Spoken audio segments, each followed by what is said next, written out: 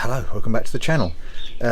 If you've been watching my videos in sort of series order, you've seen the last one I did was the rear wheel bearing on the wife's CMAX, where you will have noticed at the beginning I discovered it wasn't just the rear wheel bearing that was making a rumbling noise, it was also the front. So yeah, today we're doing the front wheel bearing. I'm really looking forward to this.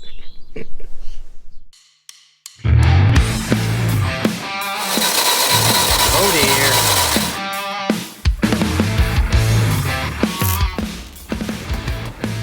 Oh, fire. You don't need a special tool, you need a special tin.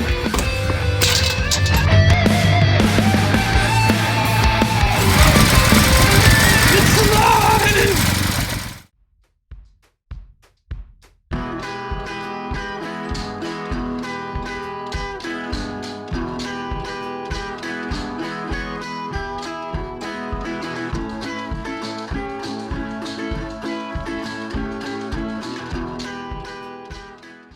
Okay, so I've just chucked the wheel back on quickly so that you can hear what it is I'm hearing. I want to put the camera down, microphone facing towards it, because in case you think I'm going crazy and just changing stuff for the sake of it, have a listen to this.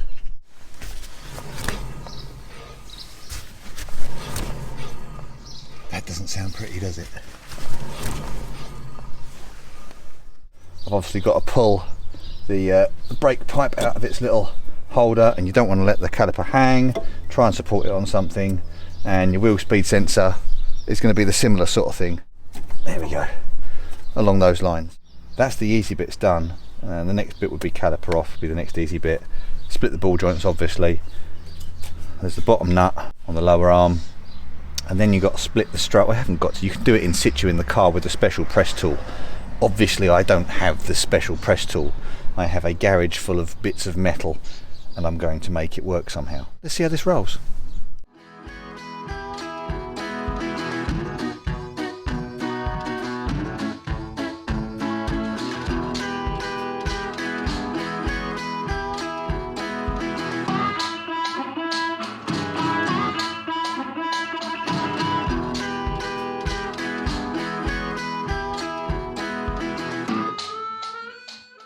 Well, that was a sod. Let me just... Oh, it's still a bit warm, that. It didn't want to come undone just with the impact. I obviously, as you saw, squirted it, cleaned it. I worked it gently back and forward and back and forward and back. The last thing you want to do is just go full bean straight away, because likelihood is you'll just snap a bolt like this that's decided it's had enough of being agreeable. So you warm it up a little bit. You work it forward and back and forward and back, give it a squirt, forward and back, forward and back, forward. And then once it's regularly moving, you can put your finger on the other end and you can feel that it's moving on this end as well, so you're getting movement all the way down the whole thing. Then try the same with the impact gun. Do it up, undo it, do it up, undo it. Forward, back, forward, back, forward, back, forward, back, and eventually it comes out. And you won't catch this in the video, but this was hot. This was smoking hot. This was uncomfortable to try and pick up. It was, yeah. But it seems okay. I'll give it a clean up. Quite happy to use it again. Wasn't put under too much stress. So yeah. Okay. Now this bugger next. 22mm. Let's see if it will be agreeable and undo.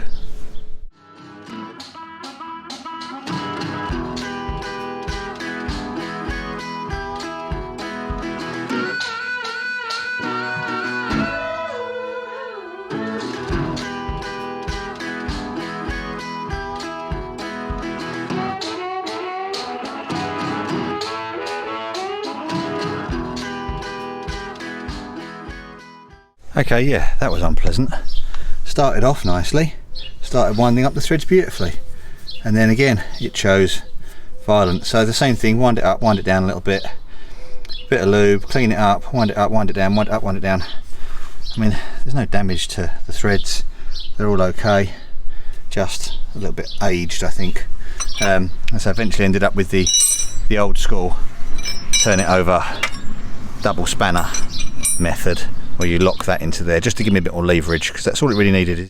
So will this old school split, will it do an old school split? Woohoo! Yes, it will. Okay, speed sensor, T25 Torx bit.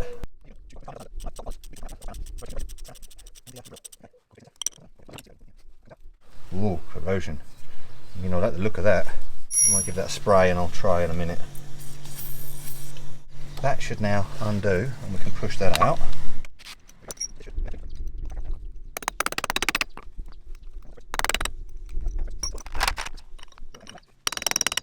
Okay, you're not really going to be able to see what I'm doing here, but I'm going to explain it nonetheless. I've got a little chisel here.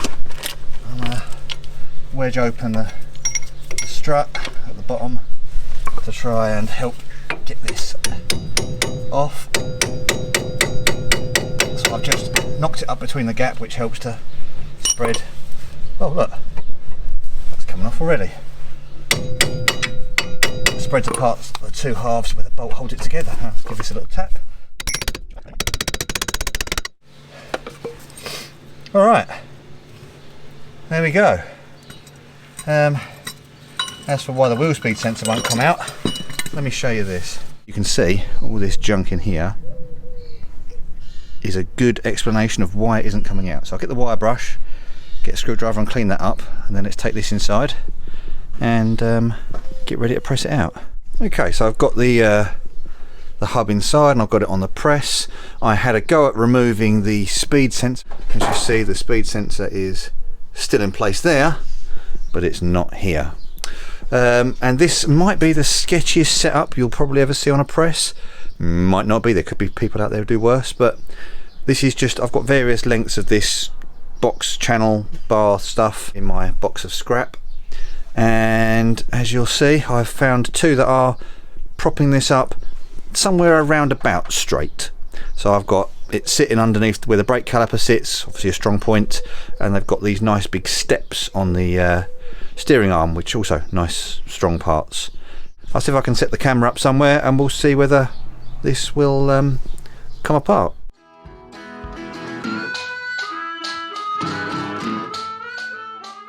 Well, there you have it. Experience in experimentation succeeds. The old wheel bearing is out.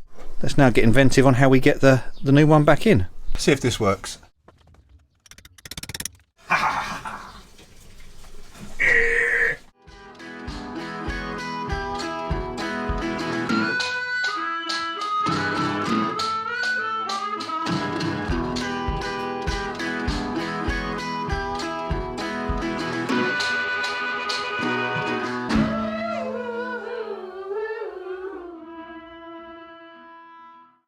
Okay, as you may have been able to see there, I've got the old wire wheels out, spun everything up, cleaned it all out.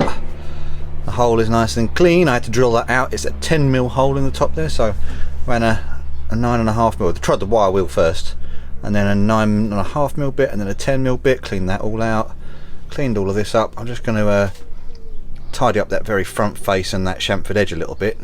But what I wanted to say was, say you've not got a press like me, you've not invested the £60 or so that I got off marketplace for, you've not got that.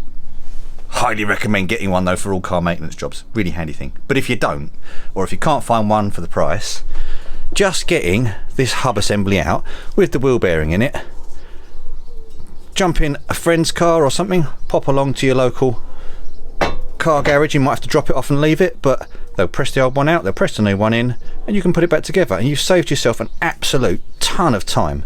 So even if you don't have the skills or experience for pressing stuff or the equipment, just having a go, getting stuff apart and taking it to someone to sort out, and you put it back together, all the nut and bolt stuff, the simple stuff, yeah, give it a crack. Worst you do is you get the car trailered to a garage and you have to pay a garage man anyway, but you had a go. But yeah, taking this off and getting the old bearing out will save you a small fortune in paying someone else. Anyway, let's crack on.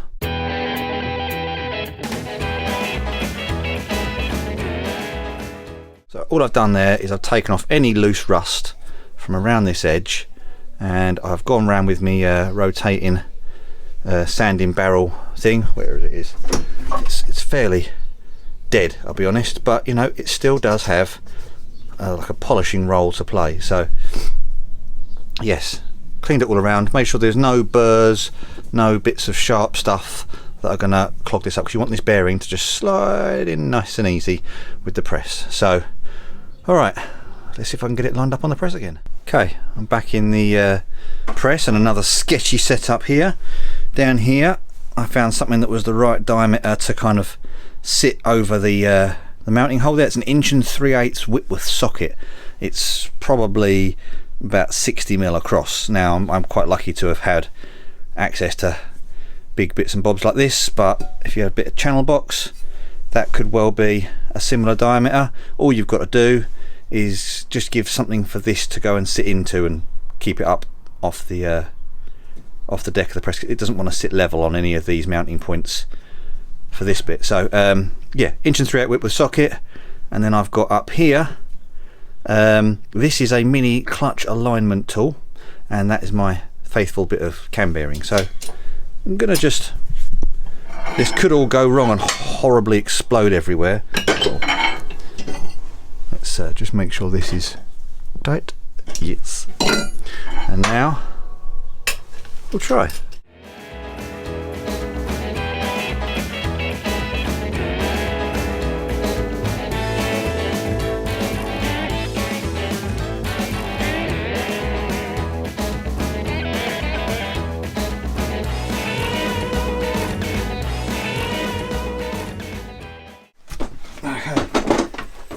So as you can see, it's in, if I can get it close enough. It's all back together nicely. I did have to have a few goes at getting something that worked here. I got down so far, I ran out of travel on the jack.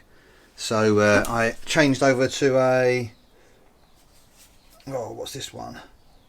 2 1/8 of an inch, or in English, or French, or whatever it is, 54mm.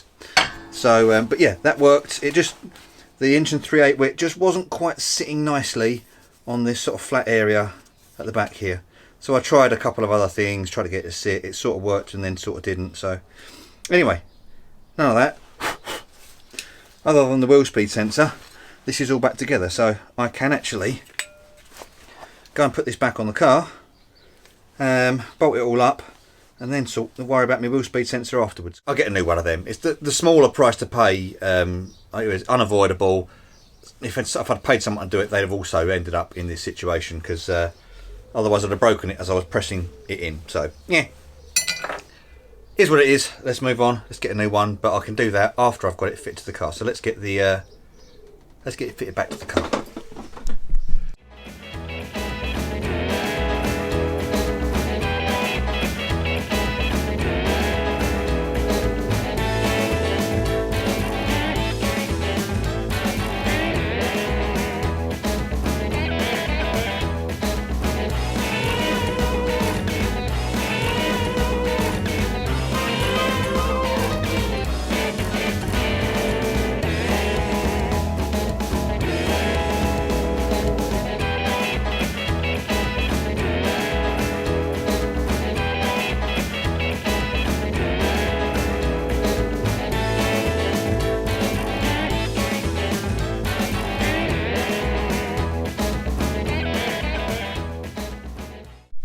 As you may have been able to see, I've got so far with this, and I've hit the stumbling block of the nut on the bottom here. Now it went so far, as you knock it up, usually locates it, but the taper only bites so far until you get the nut done up. So I've got the jack on, gonna give it a little knock up and a press. Just try and keep some tension on here. It's all dry inside, there's no lube or anything, and it's just spin it round and hope for the best. I have cleaned the threads up as best I can with the tools that I have. The thread in here was awful, but I put a tap down that one just to sort of clean it out. It was, yeah, really bad, but it has cleaned up. It is nice and strong looking. I've put a dab of Loctite back on the other end of the thread so that it won't come out again. So let's just wind this up and put it all back together again. So yeah, back to time lapse, and let's hope this works.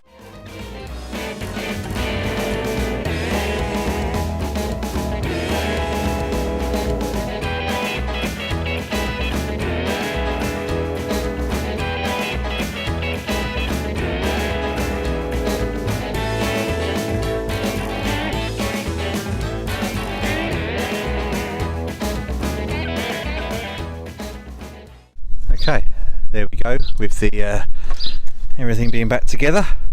I have been around and torqued everything as it should be, barring this, but I can't do that with the wheel off the ground. So I'm gonna get the car back down on the ground and put the wheel on, pop the centre cap out, and then I'll torque it up through the middle of the wheel. Obviously I haven't done this yet. I'm just going to leave this resting here. I'll probably put a cable tie around it to keep it from any harm, and I'll go and get the speed sensor as a test run for the car. But yes, let's button this back up, shall we?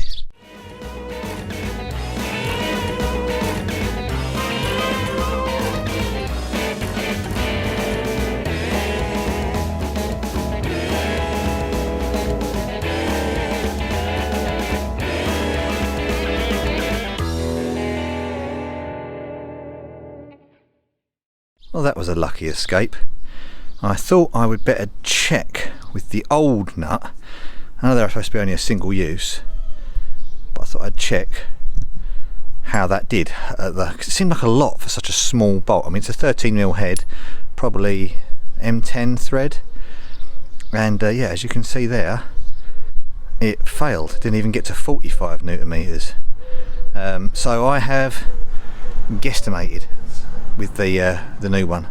It just, yeah, something wasn't feeling right there. Something didn't feel right as I was trying the torque, so I wound it down. M10 we'd normally do 50 at work, and at 45 that torque wrench hadn't even gone click, and that is checked and calibrated. It is correct. It's yeah, so I don't know what the actual torque figure is there, but that feels tight enough to me. So yeah, we'll leave it with that. The car is done, barring a test drive, all back together. So I'll pop that centre cap in, and that's that. So there's your words of warning for this one. Investigate very carefully what the torque of that hub nut should be, because yeah, something ain't right there. So I'll go and do some research and double check it and make sure it's good, and if I've overtorqued it, I'll replace it. But that's the bit of learning from this one. You don't want that to happen. Right, I hope you've enjoyed this. Thanks for watching, and with any luck, next week we get back on the Mini again.